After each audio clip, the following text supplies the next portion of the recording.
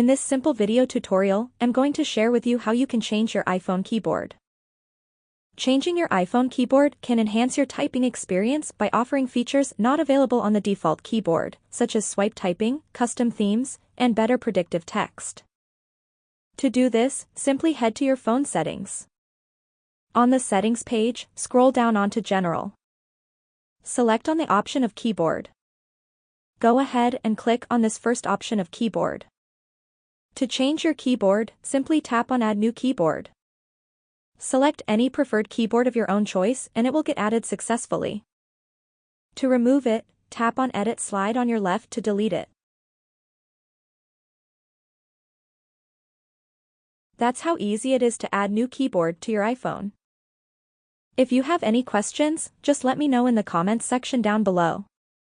Please don't forget to leave a like, share and subscribe for more video tutorials like this one.